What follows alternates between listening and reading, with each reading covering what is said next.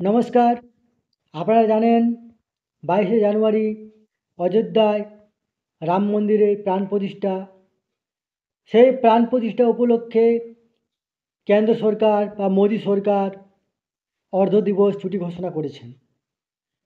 আসুন এই নিয়ে আমরা আলোচনা করব। তার আগে আপনারা অবশ্যই আমার চ্যানেলটি সাবস্ক্রাইব করবেন। দেখুন, এখানে যে নোটিফিকেশন 18 জানুয়ারি 2024 নোটিফিকেশন জারি করেছে, সেখানে হাফ ডে ক্লোজিং যে করেছে সেটা central government office, central institute and central industrial establishment এইগুলো আপনার বন্ধ থাকবে।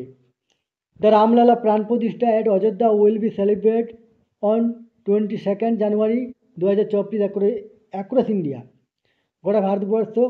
গোটা ভারতবর্ষব্যাপী এই সার্কুলার জারি করা হয়েছে। এখানে পার্টিসিপেট করবেন এমপ্লয়িরা। সেই জন্য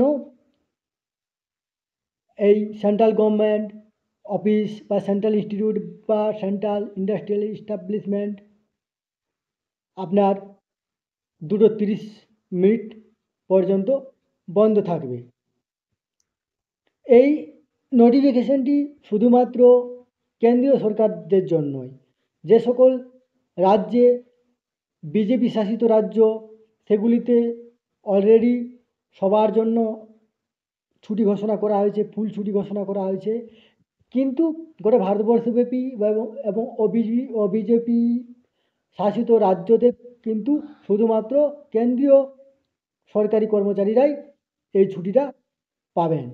এই নিউজটি আপনাদের সাথে শেয়ার করলাম। ধন্যবাদ।